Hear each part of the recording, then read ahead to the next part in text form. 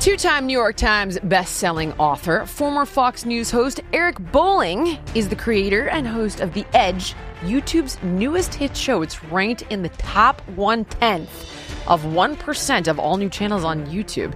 So this guy's known for his sharp commentary and his fearless interviews. Bolling continues to be a leading voice in American media and politics, and he's joining me today to break down and disseminate some of the top stories in the news this week. I am fired up. You're going to see. Here we go. Keeping it real with Jillian Michaels. Eric Bolling, welcome to the show. How are you? Well, I'm much better right now, Jillian, because I've been a huge fan of yours for a long time, and just proud to be on a show where we can really just bring some honesty and truth and authenticity. I think that's what the media's really kind of miss, and you're doing it, and I hope to think I do it as well. Well, you definitely do it, and I need your help today breaking down some big stories of the week. And to be honest, there's one we're starting off with that involves Tucker Carlson and Nick Fuentes. And I'm going to jump into that in a minute. We're also going to be talking about the government shutdown in its 1,759th day. Food stamps expiring, I think, tomorrow, the day after tomorrow. The elections on November 4th in New Jersey, Prop 50 in California, Virginia, Mamdani, all the craziness that's going on, including Trump's ballroom and what happened with President Xi Jinping and Trump. So there's a lot to break down. I am quite honestly super distressed right now. Eric, I am super distressed. I say this with all authenticity, so much so that it's hard for me to really articulate. Take a look at this clip of Tucker Carlson and Nick Fuentes that has gone viral, and for good reason. Take a look. It was like late December. It's actually funny. It was December 18th. I remember because that's an important date to me. And it's Joseph Stalin's birthday. Oh. I'm a fan. You're a fan of Stalin's? Mm-hmm. Oh, I was an admirer. But we don't need to go into that. Well, that's... okay, let's get back to it. We'll circle back to that. Okay. Can I just tell you why I'm so distressed? I appreciate that I am not a traditional conservative, and in many ways, I'm probably an interloper. I've never met Tucker. I'm sure he couldn't care less about me or what I think. And I've listened to many of his podcasts and learned a lot. There are things he does I don't like, obviously. There are things he does where, like I said, I can learn a lot. What concerns me about this is that on the left, I watched that party rot from the inside out. I did.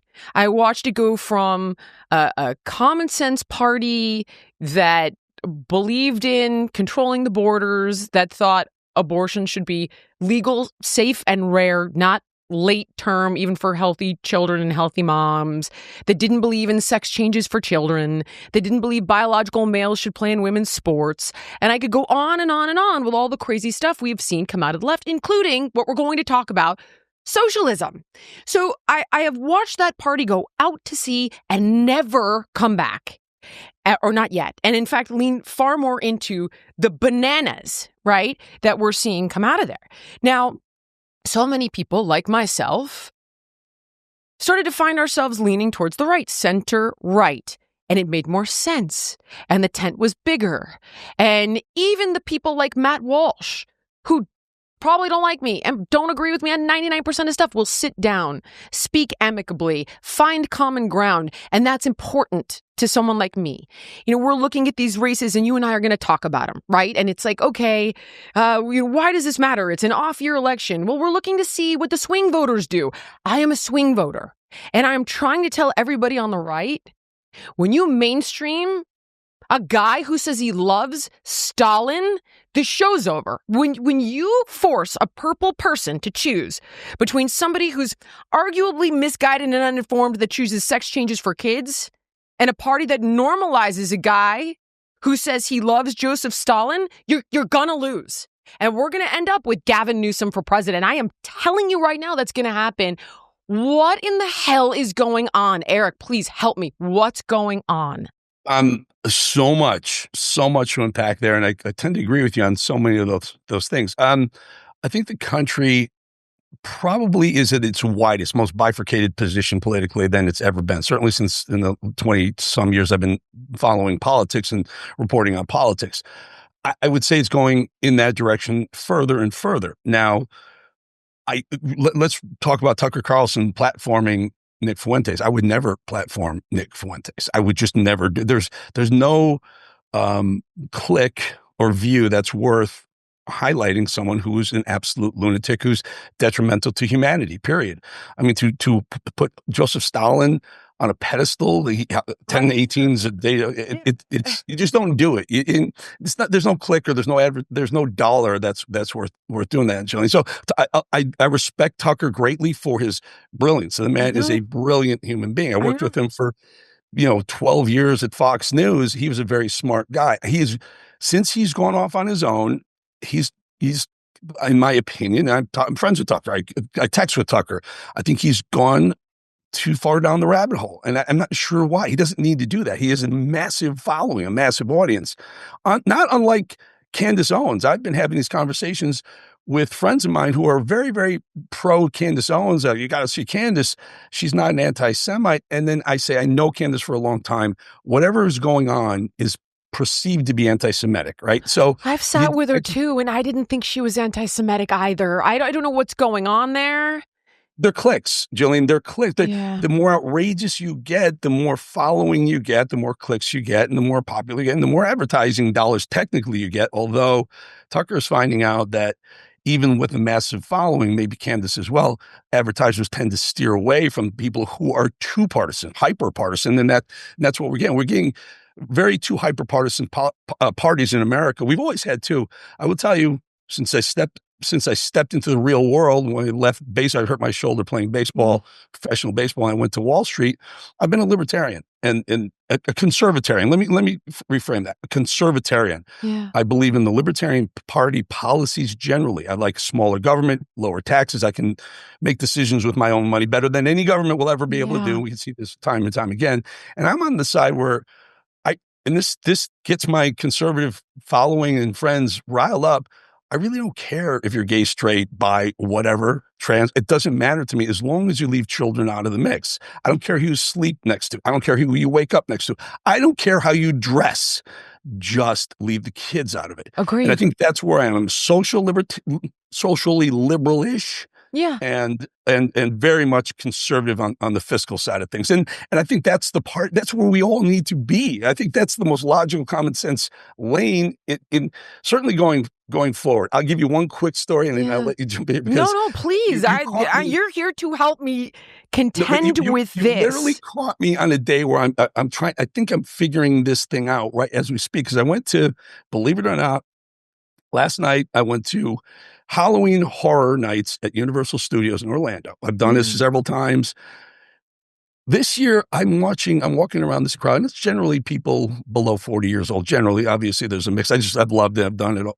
And the fabric of the country has changed. I'm looking around, and these are young people, and they're certainly not the look and feel of the young people that I knew growing up, or certainly maybe even a generation after me. It's a whole new crop, and I believe it's because our politics have gone so far left and right, and we know that the progressive wing of the Democrat Party just owns the academia. They own the professors in high school all the way through college and grad school, and they're indoctrinating young people to be very socially progressive. That's fine. Social progression doesn't bother me. It's the fiscal part. Problem is, I think they look at people like me like I'm their enemy, not I'm here to live alongside of you. I'm their enemy. So I don't think the country's getting any closer. We're getting more bifurcated. And with Trump, who I love a lot of things Trump is doing, most of the things Trump is doing, he's a divisive figure, period. We just have to be honest. He's a divisive. Our side loves him. Their side cannot taste one more minute of Trump. But they also can't look away like a train wreck. So I think we're on a path that isn't really sustainable as a country. At some point, there'll be some event that brings us kind of back to the middle a little bit. And I'm hoping the middle is, for the liberal side, it's the social aspects of it. And for the fiscal and financial and, economy side, it's the conservative side of things. That's where I think we should end up being upstream. I could not agree with you more. And, that's what guys like Charlie Kirk were doing. And here's the great irony, is that when the left loves to call everybody on the right fascists and authoritarians and racists and bigots and all of these things, Charlie was the guy holding the alt-right creeps like that at bay. Charlie didn't believe in platforming him at all. And I kind of understand when the Piers Morgans of the world and the PBDs of the world have this guy on and they call him out, right? So it's like, yeah, but, this is gross and that's wrong and that's disgusting. And, listen, do I wish the guy didn't have access to their audience? Sure. But when people love PBD or they love Piers and those guys are saying, you're wrong, there's something to that. And I'm like, okay, I get it. But Tucker, we've all seen him go after guys like Ted Cruz and he did nothing. No pushback. And when you see Jordan Peterson warn about the woke right, and then you see guys like Dave Rubin and guys like Brandon Tatum and women like Chicks on the Right start to say like, hey, guys, you cannot mainstream this. This cannot be normalized. I'm now coming out to say the purple people will not have this. And you are handing this win to the left, and the left are going to be the squad. As crazy radical as it gets on the left, they're taking over that party. You are going to hand them the country. If you continue this, I promise you, in 28, hands down. And that's my warning. And it's like you could care, whether or not I belong to the right or I don't belong to the right. That is my warning. This behavior, you will lose doing this. And they've taken the cue from Trump. Now there's never been another Donald Trump. There'll never be another Donald Trump.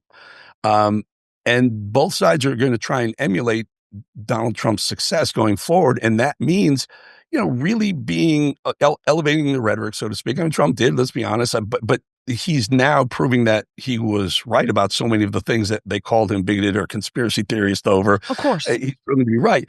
But what he's done is laid the framework. Certainly on the left, they're trying to pick it up. You hear their heightened rhetoric. Jasmine Crockett talks about hurting people. There's a Nazi, a literal Nazi Democrat running for elected office. I believe it's in West Virginia, somewhere in the Northeast. And that's where the Democrat Party is headed. And you hear their Hakeem Jeffries, we have to be violent or tougher. Another high-level Democrat says, we can't just use our words anymore to get our point across. Well, what does that mean? A month after Charlie Kirk is assassinated in cold blood in front of everyone, they're not pushing away from the heightened rhetoric. They're amping up the heightened, dangerous rhetoric. And there are people like who I was with, tens of thousands of them the other night at Universal Studios who looked like they could easily be radicalized into, for where they are right now, into, maybe a trigger is a lot more effective than a written word. And it could get very scary for a while. I think you're right to be concerned about the future of the country. I just know that with guys like Nick Fuentes saying he loves Stalin and saying things like women need to shut the F up, blacks need to be imprisoned for the most part, we need white men in charge of everything. When they go out and they commit political violence and assassinations, they feel all the more justified. And I'm so disappointed that the right is doing this. This is my shot across the bow. Do not normalize this behavior. This needs to be isolated, marginalized, and condemned. Period. End of story. I don't believe in deplatforming people. He should have his own show. He should do his own thing, and he can spew his vitriol in the dark crevices of the web. But when mainstream people on the right that are respected and have massive audiences normalize this, I promise you that party will lose in 28, and the ramifications are going to be catastrophic, because I have lived in Gavin Newsom's California, Eric, and it's bad news. So there is a range, right? So on one end of this range, you have Nick Fuentes, who's an absolute lunatic, he's the worst of the worst of our society. He's a racist. He's a bigot. I wanted nothing to do with him. I don't even want to hear his name. I know. But there's something to the effect that the DEI in the woke world went too far on the left. You're right. But that Nick Fuentes is way too far in the other way. In other words, where there are white Caucasian people who weren't getting into the schools, who weren't getting the jobs, not because of their skills or their experience or their abilities or their test scores, but because of the color of their skin. And it's literally racist in reverse. That had to stop. But you're giving me Charlie Kirk, though. I love Charlie Kirk. Charlie hated this guy. Right. Well, so Charlie Kirk, I do believe, was assassinated probably by Robinson. We don't use his first name. Probably by Robinson, maybe not. But I also believe there is a vast, much bigger cabal behind Charlie's assassination than just one shooter decide he had enough of Charlie Kirk. For that shot to ring out. Now, mind you, I literally announced Charlie Kirk's death on air live. I was at Real America's Voice where I have a show, and Charlie was a host on the network as well. Early in the morning, I was at 4, and at 4:13 that day, we announced his death. I mean, the world thought he was in intensive care. He was gone. My point is, we started doing deep dive investigation into watching what happened. Think about this for a second. That shot hit Charlie within a second. A man, 65 years old, on a college campus, jumps up and says, "I did it," points to himself. Cops rush over there. Attention's rushed to him. Within a minute or two, they arrest him. Shooter gets away, right? Also, simultaneously to Charlie bleeding on that stage before they get him off the stage, some lunatic kid, young guy, but maybe he's not college age, probably 25, 30 years old, jumps up and starts waving towards the back where the shot came from. Now, human nature says, there's a shot, there's a death, duck, cover, right? This guy jumps up. I think there's a group, the trans Tifa group could be, I don't know. There's a group that didn't want Charlie to continue his amazing path that he was on, getting young people. And that was really why Charlie's dead, not because he was effective with people. He was effective with young people. And it's a risk to the progressive left who realize that if you get them in high school and college and at that most influential time of their lives, you can program them your way. Well, Charlie was deprogramming from that leftist mentality and reprogramming to a conservative mentality, and that was a risk to the bigger group of progressive leftists. So I find it hard to believe that this one guy pulled off that shot without a series or network of people behind him. I don't disagree with you. I obviously don't think some of the crazy conspiracy theories have merit, but it does seem as though there is a very insane. We've seen it. There's a YouGov poll that says young people on the far, far radical left believe in political violence, up to 20-something% of them.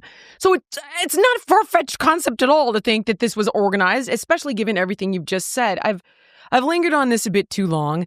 It just freaks me out. The government shutdown. Okay, Eric, here's my question. I've looked at this inside out, upside down, backwards.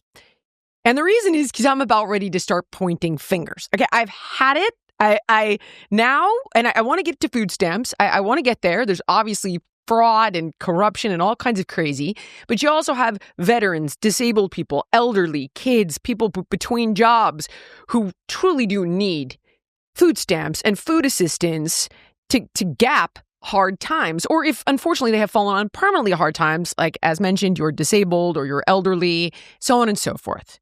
Okay, Chuck Schumer just said Trump can utilize emergency funds for food stamps. He said he did it in his first term. He said that Trump's own agriculture department said that he could free up funds for food stamps. Just hear me all the way through. Another woman, I cannot remember, this clip has gone viral with Jake Tapper. I think she's from like New Mexico, a congresswoman from New Mexico, said there's like an emergency fund for food assistance. It states, Jake Tapper, I can't even believe it, pointed out that will run out in 2 to 3 weeks. Is there any truth to this? Because what I see is the Democrats have voted 13 times not to open the government in order to leverage rolling back things that the big, beautiful bill did. But I don't want to be partisan and I don't want to be tribal. Let's be fair, right? Let's be truthful. Can Trump unfreeze food assistance? Does he have these emergency funds? Honestly, can he? Yes, but it can't be. It wouldn't last more than a couple of weeks on all of them. They pay the military through the Department of War. They don't. There's not enough funds sitting there. The point is, as soon as those extra funds in certain bank accounts are liquidated, then you have to go back to Congress for funds, and you're not going to get anything through Congress with the Democrats already playing hardball because it's the same process. It would be the exact same vote as reopening the government. I think you're right to pick on Chuck Schumer because he's out here blaming Trump, whatnot, with the fake crocodile tears and all this bullshit that he does. It was Chuck Schumer, and I remember this, when Barack Obama was putting Obamacare in, which became ACA, whatever, they sunset all the money that's being pulled out of it right now that the Democrats are crying a river about right now. It was Democrats' proposal that sunset it in end of 2025 right now. Yep. So if you want to play a game of who's got the upper hand on the government shutdown, I would say that in this round, Republicans and Trump did. First of all, they have the House, the Senate, and the White House, but they also, you can just point to them. This is their plan. This is their stupid plan that not one single Republican voted for in 2009 under Obama. And now it's coming back to haunt them and they just want to kind of cry the river. I'll tell you, you're right. Food stamps run out November 1st. And I'm guessing because 1.8 million people on food stamps, a ton more loosely attached to EBT. A lot of them are going to be the Democrat constituents. A lot of those are Democrat voters. More than Republican voters, I would be willing to bet. I'm not sure there's ever been a study on it, but I would say people on assistance most likely are going to be Democrat voters if they vote at all. I think you're going to see a lot of pressure after November 1st, and the Democrats probably will cave. And 2026 is looming big. So I think they're going to try and make this a thing. I think it's going to come around, bite them in the ass on the backside in 2026 reelections. I was trying to figure out, right, because I've listened to other Democrats, like Jessica Tarlow, for example, on the 5. And I mean, I got to say, I don't agree with her on much of anything, but I do appreciate that she sits there and she takes her licks. And I try to listen to how she rebuts some of the positions that I agree with. And she's like, well, yes, but, the Republicans haven't negotiated on anything. And I'm like, well, what are we supposed to negotiate on? I want to know. And then I just watched Mike Johnson on Ben Shapiro listed out for me.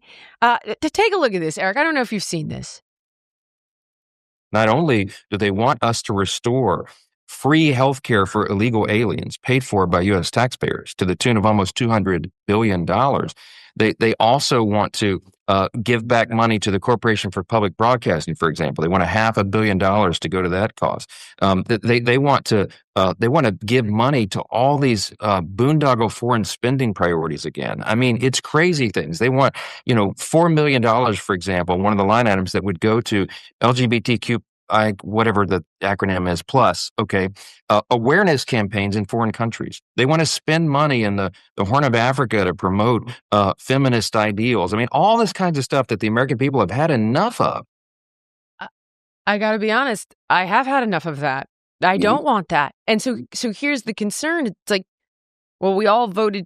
Well, 77 million people voted for Trump because they don't want that. And I did do my homework and I looked into every single thing he just said and it all checks out.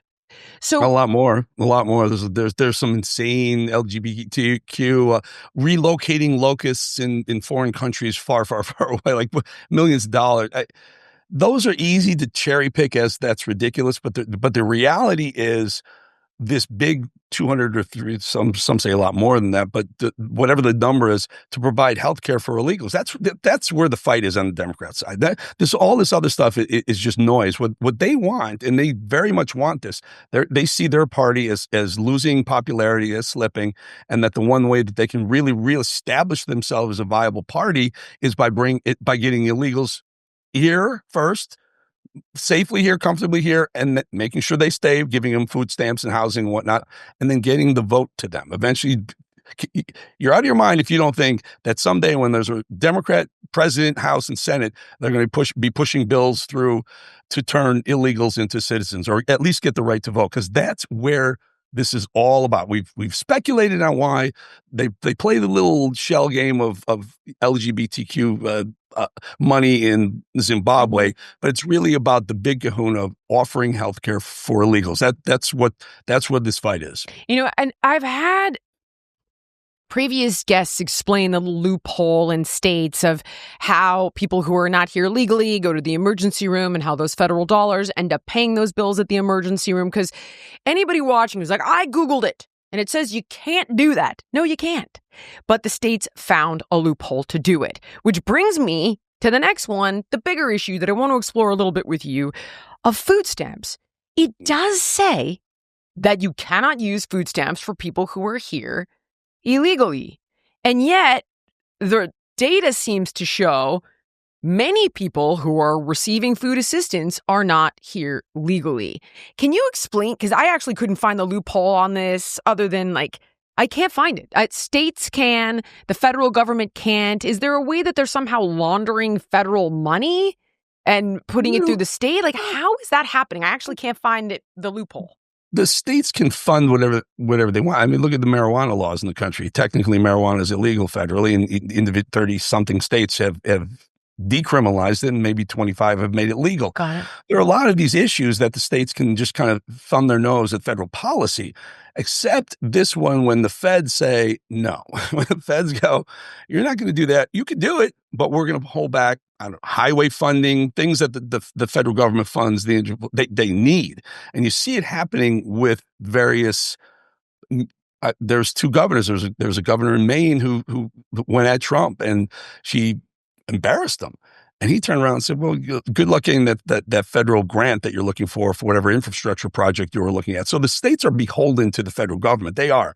And if the federal government really wanted to enforce marijuana laws or any other laws that they've allowed the states to kind of figure out what they want to do with, then they'd be screwed. This one is one that I believe the feds are going to say, if you're going to supply the EBT folks with state-funded money, not federal money, and re-up their EBT cards, you risk your federal grants on 1,000 different projects that you need us for. And I think Trump means business on this one. Got it. You don't see the federal government saying, well, if you decriminalize or legalize marijuana in the state of Florida, it's decriminalized here, not legalized, or wherever else, then we're going to hold back money, because they don't want to make that fight. They don't want that fight. They see that the trend is decriminalizing, if not legalizing, marijuana, so they're not going to pick that fight.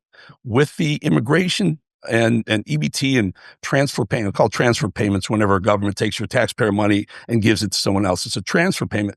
With transfer payments, Stephen Miller, the deputy chief of staff for policy for Trump, very powerful guy, his biggest thing is immigration. And I think the feds are going to clamp down on anyone who tries to supply an EBT card with state money, circumventing the feds. You know that moment when the air turns crisp and suddenly comfort becomes the best gift of all? Well, that's the vibe that I get from Quince. Their pieces just feel right. They're effortless, elevated, they're made to last. They've got it all. They're $50 Mongolian cashmere sweaters I live in.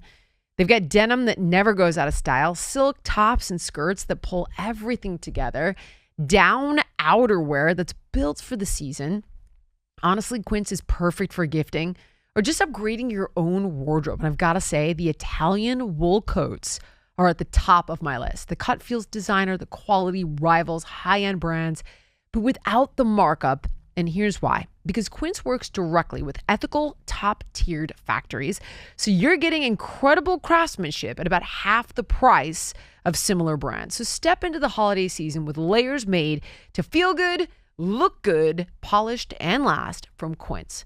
Perfect for gifting or keeping for yourself. Just go to quince.com/Jillian for free shipping on your order and 365-day returns. Now available in Canada too. That's QUINCE.com/Jillian to get free shipping and 365-day returns. Quince.com/Jillian. This has really highlighted two other things for me. 41, 42 million people are on food assistance, and it's not being utilized for crises. It seems to be legacy. This is such a good topic. I mean, I'm a huge fan of RFK Jr., right? And I just love everything he's doing with Make America Healthy Again. I love his focus, his ideas, and I'm pushing him. I'm begging him, can we please, we will save tens of billions of dollars if we turn the assistance, the food assistance program into what it should be, helping people who need to eat. Not, I want to take my EBT card and buy cigarettes. Technically, you're not supposed to buy alcohol, but if you buy it in a grocery store, a lot of times. So, I mean, really, really make it about healthy eating. Jillian, look, I know. You talk about healthy eating. I know. How about if you don't allow Pepsi and Coca-Cola to sell chips and Coke and Pepsi to people with EBT cards? They'll be healthier. They don't need it if it's true to its word of needing assistance. So right. Instead of how many hundreds of billions are spent on garbage food that's making America less healthy. 40% of Coca-Cola's income is from the food stamps program. I mean, or food, women and children, all that. I know all of this, but yet when you try to remove soda and candy and this and that, you're racist, you're ableist, you're all these hideous pejoratives. It's a racket. It's a scam. It is. The other thing that's concerning is we've seen the videos now, and I got to be honest, I can't even tell what's real anymore, of the people who have a BMW that are making 200% over the federal poverty line, that have an iPhone, that are complaining about their food stamps, and that are selling their food stamps because they actually don't need them for 50 cents on the dollar. That's huge. That is huge right there. How is that happening? You're supposed to only make 39 grand. How is this happening? They're selling, even the folks who qualify may not be using it for food. And the way to get around that is they'll literally barter, negotiate their card to go buy drugs and alcohol. I mean, it's absolutely happening, but to a great extent, not a small extent. And so your question was, how do you one day you just have tough love, and that's it. Kind of like what Trump did with the border. All right, that's it. I'm done. That's it. We're done. We're closing the border. It was always a little this way, that way, a little bit your way, my way. Republicans and Democrats in D.C., the swamp, are the same animal, Jillian. I've been doing this for too long, and I realized that the Republicans are no different than Democrats. It's kind of a wink and a nod. Well, we got the ball now. We've been elected, so you're going to shut the hell up. We're going to push a bunch of stuff through. You're going to like it or not, and when you get it, we'll do the same. Wink, nod. Got it. Yeah. Okay, let's go. And they make government bigger and bigger. Trump, love him. COVID happened at the end of his first term.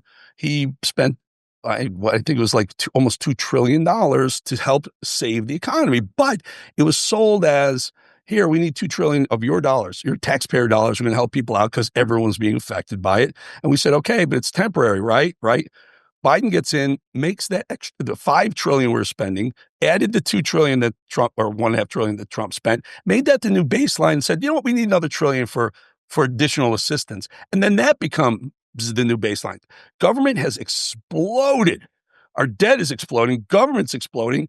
And we don't really get much more for the same dollar that we were taxed 5-7 years ago when our debt was half of what it is or less than what it is right now.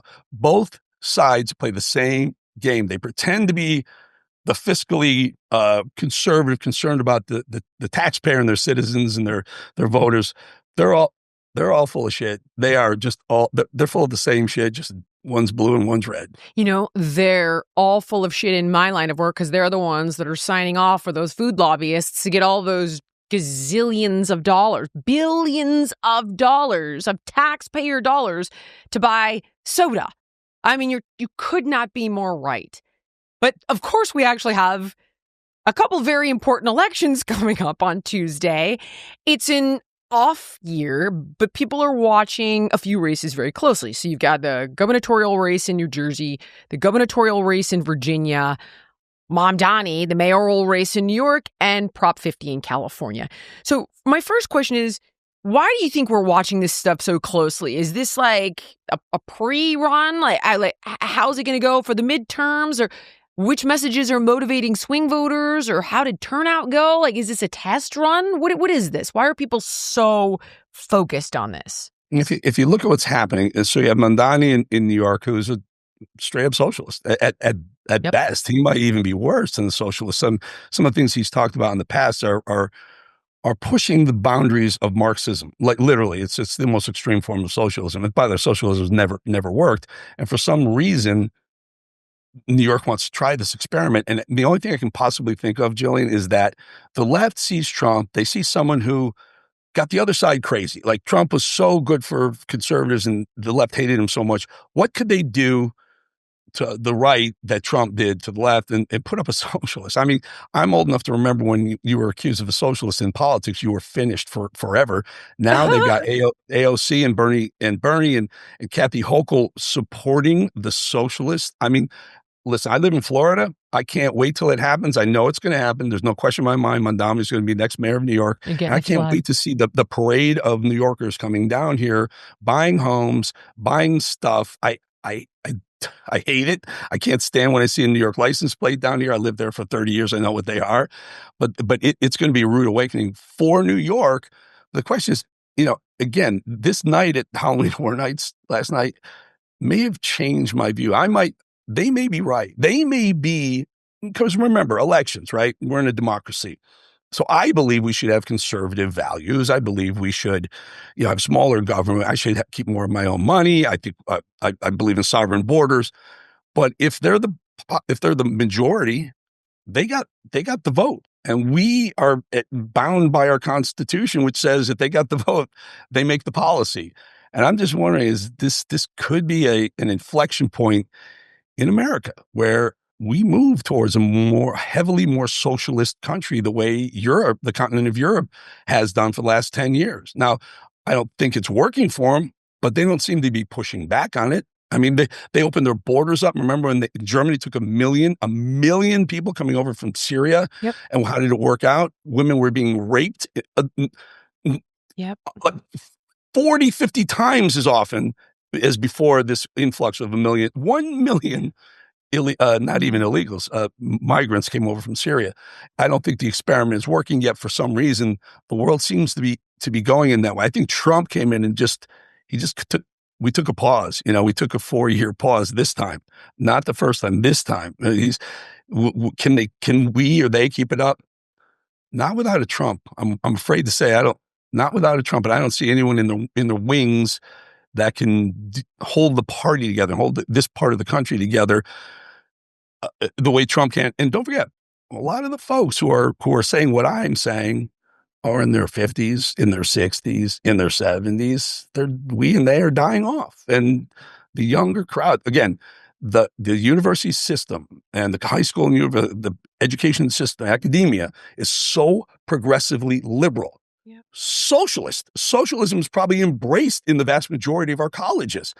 And they've been fed this, they're growing up. And now, before they were thrust into a world where socialism didn't work, now they're being thrust in a world where mayors of the biggest cities in the country are saying, don't worry, don't work, we'll take care of it. Go to the grocery store, you don't have to pay for that. Right. We'll find a way. I may be, Jillian, you and I may be dinosaurs a little quicker than we had expected. I was about to pull up a clip of Bill Maher saying everything you just said, but I realize now it's a waste of time because you're right. It's me, it's you, it's Bill Maher. We're the ones that have lived long enough to know how this plays out. So I think I'm going to actually jump to the debate between Sliwa, Cuomo, and Mamdani, because I want to address those policies, because, like everyone claims Islamophobia. That's our number one issue with Mamdani, is we're all Islamophobic. Maybe that's not it. Maybe we're concerned about how his policies are going to play out. And Cuomo said this, and I thought, if this isn't black and white, I don't know what is. Take a look at this. But to answer your question, you cannot, Zoran said, the tenant doesn't have to pay more rent, but we're going to cover the landlord's costs. No, you can't do both. And that's not what happened. We did freeze the rent with de Blasio. We lost units because the landlords took them off the market because you weren't covering their costs. The reason the Rent Guidelines Board went up after the freeze was because you had to make up for all the backlog of costs. And this, I'm going to freeze the rent. And people think it applies to all of them. No, just the 25% of units that are rent stabilized. And by the way, it's all BS because the mayor doesn't have the power to do it anyway. The Rent Guidelines Board does, and he doesn't control the Rent Guidelines Board. So nothing is going to happen. It's all this is. You have never had a job. You've never accomplished anything. There's no reason to believe you have any merit or qualification for 8.5 million lives. You don't know how to run a government. You don't know how to handle an emergency. And you've literally never proposed a bill on anything that you're now talking about in your campaign. You had the worst attendance record in the assembly. And you gave yourselves the highest raise in the United States of America. You went from $110,000 to $140,000, and then you never showed up for work and you missed 80% of the votes. Shame on you. Shame on you. Okay, let me just reiterate the things that spoke to me. Number one, we tried some of this stuff before. Didn't work. Number two, you're full of it because you don't have the power to do this anyway. I was taking Fast and Furious notes. Number three, you didn't show up 80% of the time to do your job, homie. Number four, you're anti-capitalist, but you gave yourself what, like a 25% raise? I didn't do the math on it. Which tells me the kid is full of shit, Eric. That's what I'm taking away from it. And if I could say one more thing, we all remember New York in the 70s, or I was born in the late 70s, but my point is I know all about it, right? We watched Giuliani clean up that mess. I know all about it, and none of it worked. And they did all of this free transit, and we're freezing rent. But what's going to make this worse is that capital is now mobile. Rich people couldn't leave in the 70s because you can't work remotely in 1978. Now, all those rich people, as you mentioned, are going your way. So I don't know how you're going to fund any of this stuff with tax dollars that you're not only not going to get in a windfall, you're going to lose in a windfall. Like, the feasibility of this is absurd. Can you speak to that, please? Sure. 27%. Raise. That's what they. Is that the number? Okay. 27. Yeah. Very close. Good job. Thank you, sir. Yeah. Thank you. that was not shocking. What's shocking is hearing Andrew Cuomo talk like a conservative. I know. It's really shocking. But it should be an indication of what you would get. You would get the new version of Andrew Cuomo, I would hope. I'd hope he would be the Andrew Cuomo that he was on the campaign trail. My problem is, it didn't matter. Mamdani was smiling the whole way because he's got this thing locked up. He's up like 16 points. Curtis Sliwa should have dropped out by now. He's not dropping out for whatever dumbass reason he's got.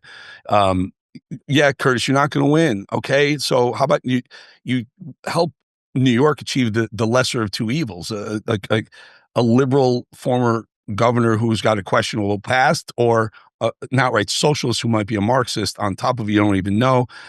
Curtis is doing this for personal reasons. It's ridiculous. He should at least give Cuomo a shot, but he's not going to do it. Cuomo wouldn't have won anyway. This is Mamdani's time. The left has told us. AOC, Bernie, the influentials on the left could have pushed back on Mamdani and made the New York race more competitive, but they embraced him. They're basically telling you that they're embracing they're buying what he's selling, and that means they're going to be selling what he's selling on the federal level, whether it's from the House, the Senate, or even higher office. God forbid if we get a Democrat president down the road. The scary part is, again, we're becoming the minority, and the rules of the game say the minority can vote, but the majority has the gavel, has the ability to really pass the laws, and that's where we are. That's why I think this next year for Trump, he should be doing everything he possibly can to get things in place and memorialized in a way that they can't be changed, at least not without supermajority votes in the House and the Senate, which you could do, and then focus on winning 26 in the House. I think the Senate is fairly safe, but the House, so that you have 2 more years to get to at least freeze some of this massive slide into progressivism that the country's headed for 2 more years, maybe memorialize some important, make sure illegals will never have the ability to vote, or make it 10 years or whatever it is. Just make sure that they don't slip it past the goalie next time they have the House, Senate, and the White House, because they will, as much as we don't want to hear that, they will one day. And if they do, if they push the country as far left as Trump is trying to keep the country in wherever we are, center left, center right, I think we're on the right. We'll be the ones saying, we're going to leave the country and go live somewhere else. I hate to say it. I don't mean to be pessimistic. I just I've always seen trends happen. I did very well on Wall Street because I saw the trend happening before others saw the trend happening. And the trend is not our friend right now. So this next year for Trump before midterms hopefully becomes 3 years if we win the midterms. It'll be really, really important that he gets as much as he can through. And that's why he works. Guy works like an animal. He works all night long sometimes. I know. And, I want to, before we move on, because you talk about winning the House, so I want to talk about Prop 50 in depth, but I do think it's important to address some of the Islamophobia stuff. And here's my concern with it, is that the left paints everybody who has concern over Mamdani is like, oh, no. He's this great young firebrand upstart who's motivated and he's going to change everything and he cares about the people and all you guys are just Islamophobic. And the reality is people have pointed out some of the things he has done with regard to being a Muslim because he has pointed it out. So I want to bring, this is going around the web right now, him talking about his aunt, who actually doesn't seem to exist, that after 9/11 felt like she couldn't walk around New York or take the subway in her hijab. But he brings that up and then people go, you're a full-blown narcissist. Where's your concern about the 3,000 people that died in the Twin Towers? It's not because I don't know about you, not because I'm Islamophobic, but it's also like you lied about an aunt that doesn't exist. When you have a rap song, I don't know if you've seen this, Eric, one of his rap songs, as I think like Master Cardamom or whatever the heck his rap name was, gave praise to the Holy Land Five, who were 5 guys that went to jail. Prosecuted, Gitmo, yeah. For funding Hamas. And I have a clip, I don't think, what I am going to air just in case anybody says I'm lying. Throw that one up for me, guys. The Holy Land 5 rap song, please. Just so people believe it and know it's not fake news. Can we take a look at it?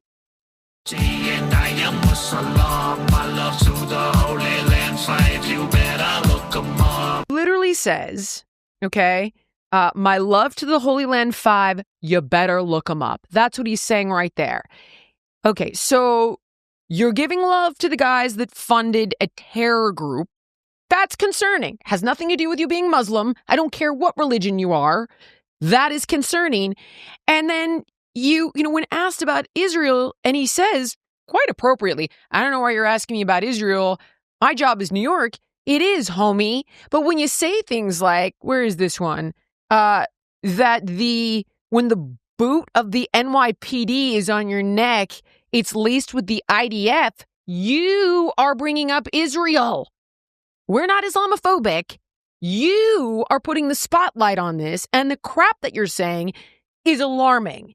Is it me, Eric? Are you alarmed? I'm alarmed for New Yorkers, and what the amazing part is, there's a massive Jewish population that live in and around New York who access that city every day, and they're still not stepping up and pushing back, and it's baffling. It's alarming. He said he would arrest Netanyahu if he steps foot in the city of New York. You man, for what? The man is a socialist, but he also is a very strongly opinioned Muslim. Now, the question is, will he move? Will he move New York to recognize Sharia law? Some would say that would be the case. And then others would say, oh, that's crazy. You're a conspiracy theorist. And then you look at in Dearborn, Michigan, where the police force has to wear a patch recognizing Muslims on their uniforms, or in Minneapolis, Minnesota, where Ilhan Omar says that her real she owes all of her work and what her efforts to the country of Somalia, not the people of Minnesota, or the mayor of one of the cities, Minneapolis maybe, or St. Paul, one of those cities, who's pure Muslim straight up. I don't even think he speaks English, and he's running for mayor. The people in those areas have moved those areas into a quasi-Muslim state, right? Why wouldn't Mamdani do the same? Tell me why he wouldn't do the same if he's being supported by 8 to 11 million people who live or work in the area. Why wouldn't he? You support me. This is what I believe. Guess what? I now believe that there'll be no-go zones in the parts of New York for Muslims, or cops can't enter unless they're Muslim, or it's a very scary concept. And don't say it can never happen, because there are plenty of conspiracy theories that turn out to be not conspiracy, not theory, just needed a few more daylights to come to effect. I want to highlight one thing, is that if that happened and it was Christians who did it, because there are parts of the country that you just mentioned where gays can no longer publicly fly a gay flag because of the Muslim religion. And I'm just looking at this being like, well, is that what you guys wanted? You got what you wanted. Correct. Now, with that said, okay, I believe in an American flag. I wish there was one flag to unite us all. I don't need a gay flag personally, but I couldn't care less if it fly, whatever. Correct. There you go. Couldn't care. There you go. Right there. My point is, though, if Christians said, you guys can't fly your gay flag in this city, whoa, people go crazy. And it's not because he's a Muslim. It's because you don't want to have anything forced upon you. There is concern about positions that are frankly radical, like getting rid of prisons, which he absolutely did say in the far left. It's literally called, Eric, the Far Left Podcast in 2020. He said, when asked about prisons, he goes, I don't really see what purpose they serve. Oh my God, my brain, I can't stop my head from hurting today. Or he thinks that not having private property is better than where things are at now. The guy is radical, and it doesn't have anything to do with him being a Muslim. There are radical sects of every religion, every so on and so. He is radical, period. And, radical Islam is scary for all the reasons we've discussed. Is he a radical Islamist? I have no idea. I really don't know. We don't know. We don't know what he will be either, right? I mean, he's a clearly hat-tipping Muslim towards his culture, there's nothing wrong with that. And when power corrupts, and absolute power corrupts absolutely. So what does he turn into? How much power did the people of New York City and state give him, to the point where maybe he says, yeah, listen, maybe let's test out some of these things that are quasi-legal, Sharia law, hat-tipping the Sharia law. It's not out of the question. It's not conspiracy theory at all. It's fear of radical change in a city that probably, I don't know, maybe it's one of the most powerful cities on the planet. For sure. It's a very, very scary idea. I don't understand why Jews, and honestly the LGBT community in New York, doesn't just push back, just to say, no way. 67% of Jews, I think, under 45 are voting for him. And you know what? This is where I think, okay, Jill, like, you must be wrong. You must be losing it. You must be misguided. And to be honest with you, Eric, I hope, a year from now, I'm like, well, it worked out great. We were afraid for nothing. Maybe there's some things we can take away in these big cities that will help people make ends meet. I hope to God I am just some old paranoid lady who doesn't understand the way things can evolve and change. I hope to God that is the case. But when you celebrate guys who celebrate funding Hamas and you say, my love to the Holy Land 5, you better look them up, that's radical. I'm sorry. These programs that he's proposing have never worked. Wanting to abolish prisons is bananas. And I think we've set our part on Mamdani, and it's going to be what it's going to be, and time will tell. Prop 50. I want to get into this one with you real quick. So you talked about the need to win the House. If I am being honest with you, I hate gerrymandering. I hate it. I don't like it on either side. And I understand they all play this game to win the House, but I think it disenfranchises everyone. And I want to know what you think. This went crazy viral, millions and millions and millions of views, of what you think of Schwarzenegger's position to Jake Tapper. Take a look at this. Well, I'm not really the spokesperson for, the anti-Proposition 50. I just want to defend the kind of work that I have done because we worked so hard to get the independent redistricting commission in California. California was under leadership on that issue. Then we went around the country, promoted it around the country, and actually convinced, 30-some% of districts to go and have an independent commission. And now all of a sudden, they're undoing all of that. There's this war going on all over the United States. Who can out-cheat the other one? Texas started it. They did something terribly wrong. And then all of a sudden, California says, well, then we have to do something terribly wrong. And then now other states are jumping in. And now this is spreading like wildfire all over the country. And it saddens me to see that we're going in the opposite direction rather than having an independent commission draw the district lines. And so, Jake, I have to tell you that, when you think about this trying to out-cheat each other rather than outperform each other, it's all between Democrats and Republicans. And the ones that are getting left behind are the people. Always. Right? Guess what? Always. They don't give a shit about the people. They care about their power and control. Politicians could care less about us on both sides of the aisle. Let's be honest.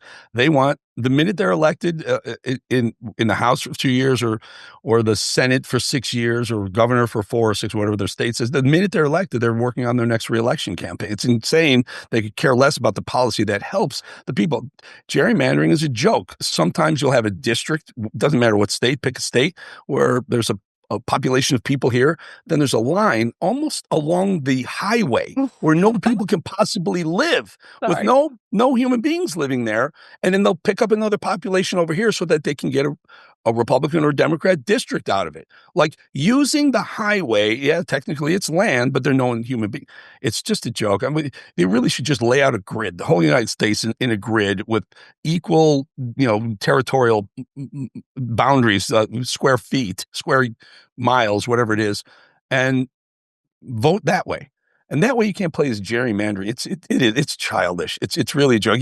If you look at some states' gerrymandering maps or district maps, they look like a bowl of spaghetti. It's crazy. That's what Dave Rubin said to me the other day. He's like, it's ridiculous, and described like squiggly lines like you just did in some states. And I think what I love is that went crazy viral. And my opinion on why it went crazy viral is because at the end of the day, the American people, they don't want anybody being able to shut down the government for political leverage. They don't want anybody being able to minimize anybody else's vote.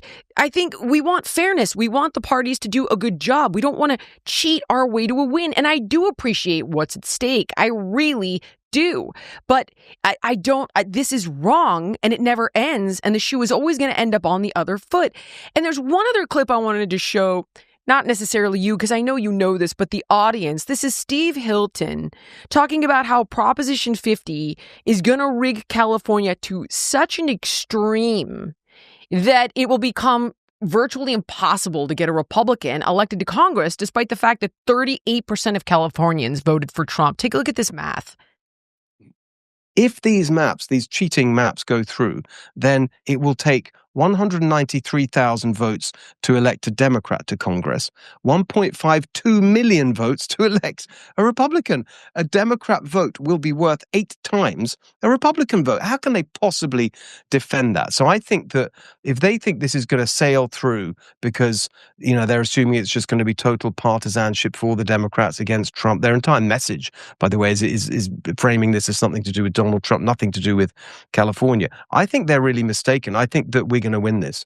There's almost an admission buried in it, Steve, that they can't get voters to vote for their candidates based on the policies and the record alone. So they have to go change the rules. And I think there's a way to bring the failures of the one-party rule in California really to the forefront in the construct of this. And you are the leading candidate. And only have a few seconds, but where can people go if they're interested in your campaign and learning more and help?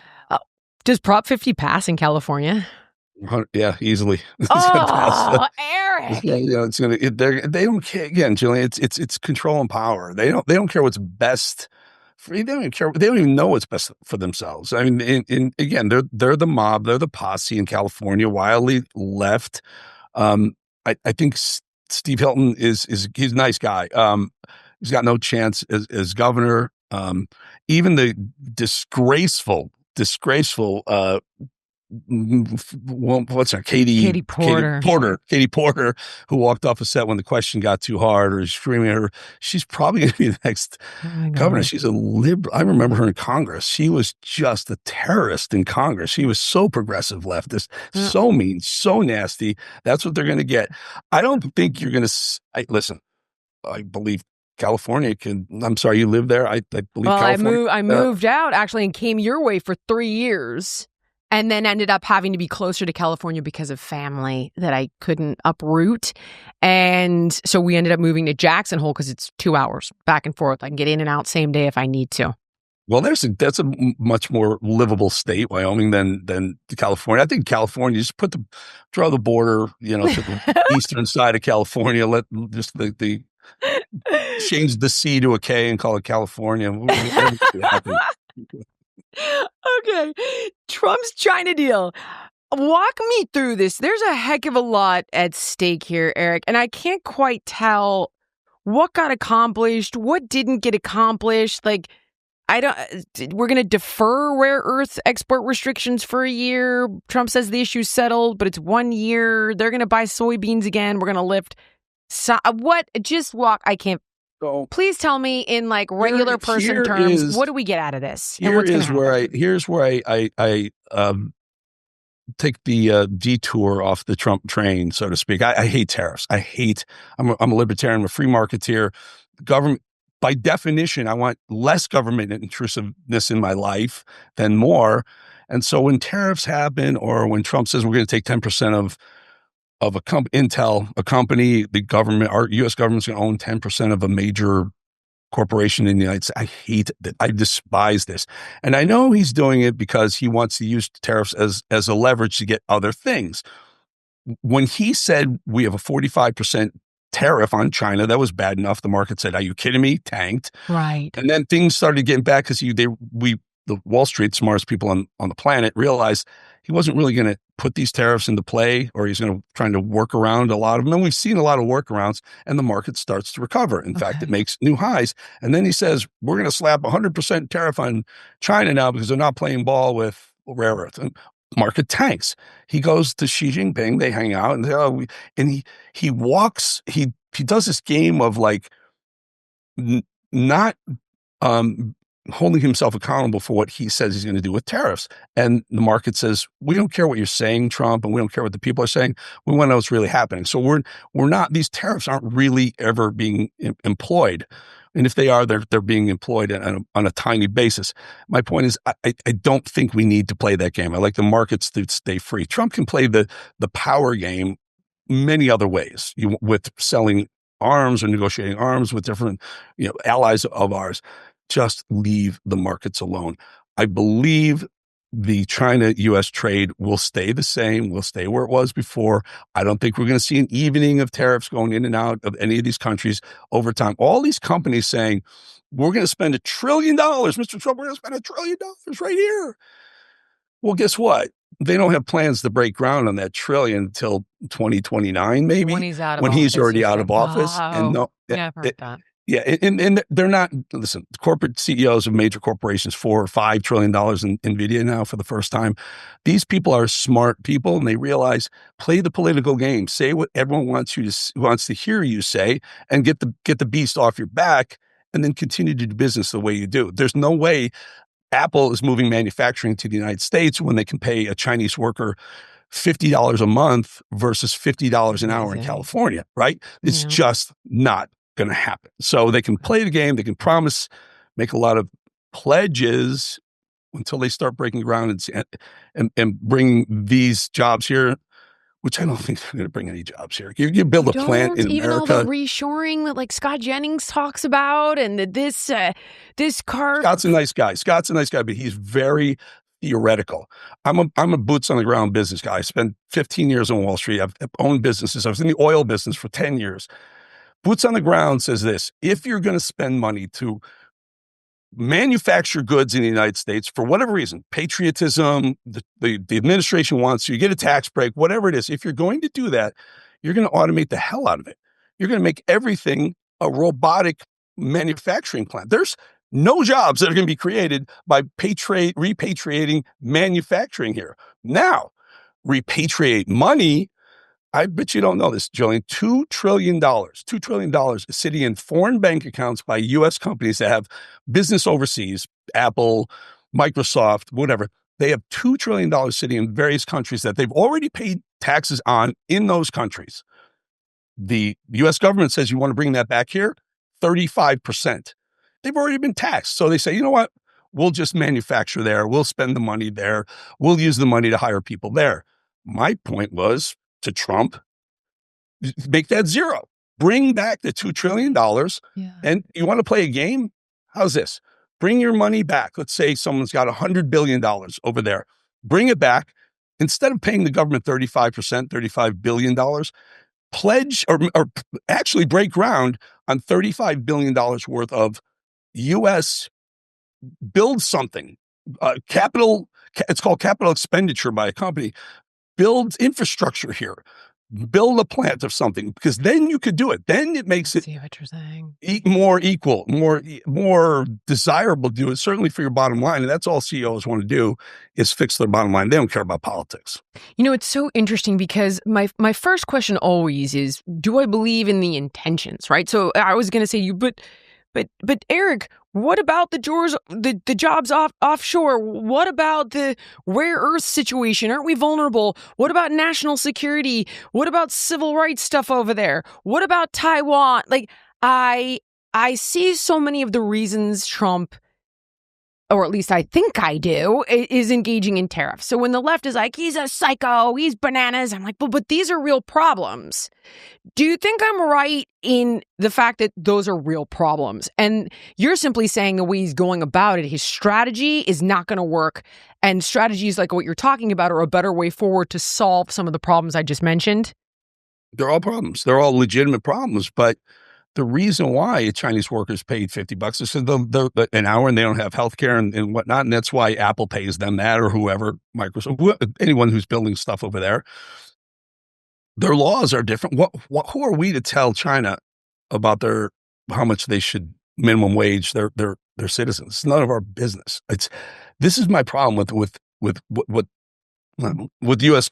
policy right now, is that we think we should tell the world how to act, how to live, how to govern themselves. And my point is, let's worry about our own four borders. Stop worrying about how China pays their workers, or Brazil, or whether Venezuelan drug boats are coming over here or not. This is a very controversial issue, and we're blowing people out of the water coming from quote unquote narco terrorists coming from Venezuela. They have great intel. Jillian, I lost a son to fentanyl, my only son. Yeah. I know the feeling of losing someone to this horrific drug, right? And I still don't think we should be doing that. Really? I don't think we should be doing. I think we should be stopping them, taking them, imprisoning them if you want, sending them home. But to be killing them, not because they don't deserve to be killed, they probably do. The first time we make a mistake, the first time one of those boats isn't a narco-terrorist, we've lost the game. We've lost the debate. We may have lost the midterm elections.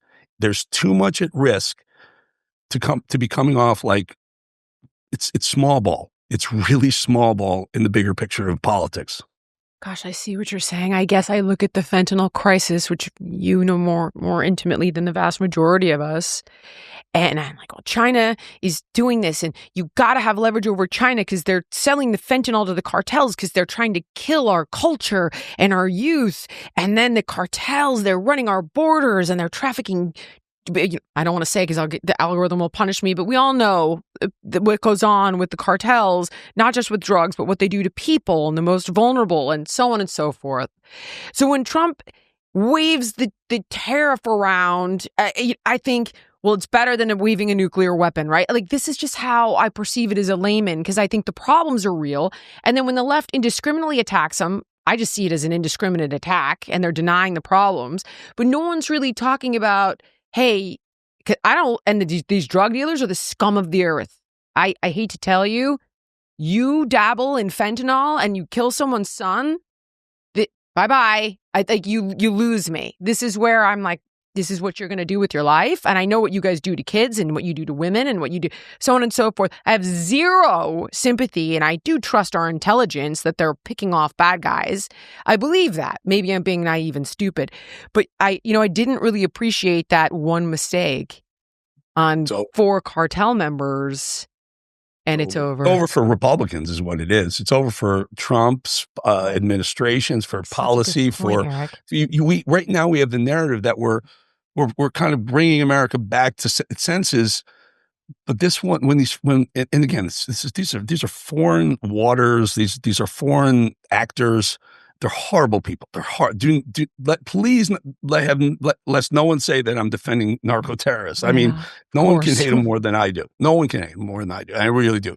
But we have to be smart about how we handle the problem. I don't think handling the problem of unfair trade, fees, tariffs, two-way trade in geopolitics is by upping tariffs on our side. The way to handle it is negotiating with something that they want. Give them something that they want. Well, you want more access into our markets. You want more of this. Well, that's fine. You're going to have to lower your tariffs. We'll give you more access to our soybeans if you lower your tariffs when we sell shit into Brazil. I mean, those negotiate, but we don't have enough smart people doing the negotiations. We have a bunch of people who want to use they want to use sledgehammers instead of scalpels. That's interesting. So you don't like Scott Bessent? I thought I really liked him, but I don't know enough to it's assess. Actually what I don't like is Howard Lutnick. Howard Lutnick is the Commerce Secretary. He's a hack. I knew him from Wall Street. He's not a good guy. He's not a smart guy, but he does know how to bully people. He's always been a bully. And this tariff idea. Trump had the tariff idea 1.0 and he couldn't get it past Congress and whatnot. And I was happy about it. Howard Lutnick has just put so much, chirping in Trump's ear about these tariffs. It's on him, and they're horrible. It's a terrible anti-free market policy, and it's proving itself. He's quietly. Oh, if you're an automaker, we're going to let you off your tariffs. Or if you're aluminum, you're off your tariffs. If it's rare earth, no tariffs. So they throw this big thing up there. We're going to kill you all with tariffs and quietly let them off the hook. But meanwhile, we're all going, oh, we love tariffs, right? And they're not really actually happening in a lot of cases. That makes perfect sense. I really appreciate the perspective. Eric, do you have time for one more? Okay, last one. And just because it's so ridiculous, I have to do it. I have decided that every week I want to take a moment to debunk something that's baloney or selective outrage on the left and utterly hypocritical. This one is the ballroom. The outrage and the uproar that I have seen over the ballroom. Like, You want to go bananas about what you talked about with the Venezuelan boats. There's a million things you could be going bananas about that have legitimacy. The ballroom is so bananas. And okay, so I did a little homework into this. I'm sure you didn't bother because it's so absurd. It was built in 1902, so it's not like it was built 250 years ago. It was built as a cloakroom to receive visitors initially by Teddy Roosevelt. In 1942, it was expanded by FDR to have some staff offices of the First Lady. There's a presidential emergency operations center under the ground there. And then they started using it to receive people. So I guess for press conferences, major ceremonial events, bill signings, honor ceremonies. Now, given that, Trump would like to renovate it and make it a 90,000 square foot ballroom so we can properly receive dignitaries in the way that America should. All right. Now, first, I want to just dispel it is being privately funded. So let's throw up this graphic real quick. This is not taxpayer dollars, so people are outraged about that. It's Apple, Amazon, Google, Meta, Microsoft, Palantir, Coinbase, the list goes on and on and on. But the long story short is you cannot like who's funding it. That's totally fine, but it is not taxpayer dollars. Now, okay, I don't know if you've seen this, Eric, but Obama did a $376 million renovation. Basketball court. Yeah, so much infrastructure and so much a basketball court. And when you try to find it online, it's almost impossible. It's like, no, this isn't true. This isn't true. But in fact, I pulled a clip. I have a clip for you. Can we show this, guys? This is from CNN. I think it's circa 2010. Take a look at this. It's $376 million taxpayer dollars. It's not the CNN poll. It is a clip of Trump's ballroom from CNN. It's really short. If we don't have it, that's okay. We can insert it later. The long story short is when you try to figure out if that's true or not, it's almost impossible to find. There's been several presidents who've upgraded. By the way, I've spent so many hours at that place. It needs an upgrade. The whole place needs an upgrade. And who better person to do it than a general contractor, Donald Trump? It's magical in music and not a single taxpayer dollar. And it's just more Trump derangement syndrome. They're all saying, "Oh, wait a minute, we're going to have government shutdown. People's EBT cards are going to shut off on November 1st, but you're going to still build a $300 million ball." Yes, because it didn't cost taxpayer a dime. And by the way, it will scale up substantially the feeling, the pride of this country when foreign dignitaries come over, whether it's Trump or another president down the road. It's a great idea. That place is really, really, really in need of upgrade. That briefing room, the briefing room that we see, whoever, KJP under Biden or Caroline Leavitt under Trump, that place was a swimming pool. But one president made it a swimming pool. Then they filled the swimming pool in, made it a floor, and that became the briefing room. It's garbage. It's disgusting. It's tiny, old, dingy. That thing needs a facelift too. There's nothing wrong with this. But they can't help themselves except to argue. Like I've said before, if Trump declared oxygen is amazing, beautiful, and the best oxygen in the world, the left would say, well, Trump, oxygen sucks in America. It's just the way they are. It's just the way they are. It is. And this is the part, and this is my last thing on it. I asked ChatGPT, I was like, tell me something, like, in comparison, right, to other presidents, other administrations, how does this compare? And oh my God, it literally said this to me, Eric. Left-leaning ChatGPT, if you're outraged that Trump is building a ballroom, you may want to sit down. Obama had a 4-year, $376 million reno paid for by tax dollars. Contrary to the narrative, this wasn't just infrastructure. It was for a full basketball court and a high-end golf simulator for himself. Presidents have been adding personal and recreational spaces to the White House for over a century. Clinton added a music recording studio. Nixon put in a bowling alley. George W. Bush put in a jogging track and a horseshoe pit. FDR installed a swimming pool. It goes on and on and on. All this stuff was for them personally, not to receive dignitaries, and it was paid for with taxpayer dollars. Trump does it privately funded for the prestige of our country, and he's crucified by the left. Bonker shorts. That's it. That this little episode how they're juxtaposing the government shutdown in the ending of the EBT program, or at least defunding of it for the moment, with Trump building a privately funded ballroom, which will make the country better, stronger, and more beautiful to other foreign dignitaries down the road, including Democrats.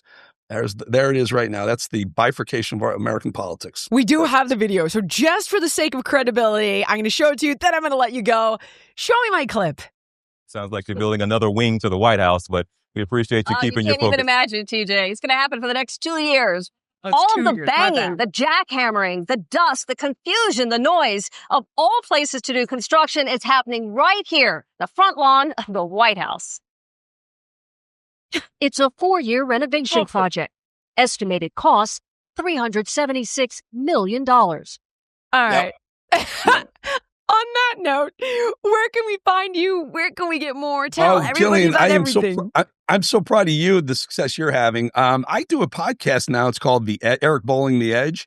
And it's all about male grit, being able to stand up and being able to be a guy again and look to become better, persevere, the grit, the get knocked down, jump back up again. I have a guy on right now, just dropped yesterday, who's an influencer. His name is Tristan Hem, major Instagram influencers and outdoorsman. He has businesses, just turned professional boxer. He's a badass. He's kicking the butt of Kobe Covington and other major boxers. He wants Jake Paul. It's all about what it takes to get back up when you've been knocked down. And for God's sake, I'm a testament to being knocked down a few times and be able to get back up. So it's called Eric Bolling, The Edge. And I appreciate you bringing me on and allowing me to just pitch that for just a second. But I am very, very proud to be on your very successful podcast and been a fan of yours for a long time. Well, I love you for saying that. I'm very, very proud to have you on. Thank you for everything. Thank you for sharing your wisdom and your knowledge. I love everything you do. So I'm excited about The Edge. I'm going to watch that one on my way home from work today. And I will have all the links in the show notes. Eric, I look forward to forcing you to come back again. Jillian, I look forward to doing that. Maybe we'll get you on The Dude's Edge. What do you think about that? That would be a fun episode. I would love to bring my 13-year-old. Because he's so desperate for voices like this. And that's actually how I ended up learning about Charlie Kirk. And I was like, thinking that he was a Fuentes character. So I thought I better figure this out. And that's why I'm so familiar. And now there's a void for these young kids. And I'm so glad that you're doing this because it's so desperately needed healthy messaging for young boys to feel good about their masculinity and know how to channel it. So I would love that more than anything. And well, bring. What's his name? Phoenix. His name's Phoenix. Phoenix. Awesome. We'll love to have him. Love him come. We'll tape with him. He would love that. God help us all. Thank you so much, man. Go do your job. I'm on my way. Thank you, Jillian. Have a great day. You too. Thank you so much for watching. If you enjoyed the podcast, please like, comment, subscribe, and share. And make sure to let me know what guests you want to see on in the future.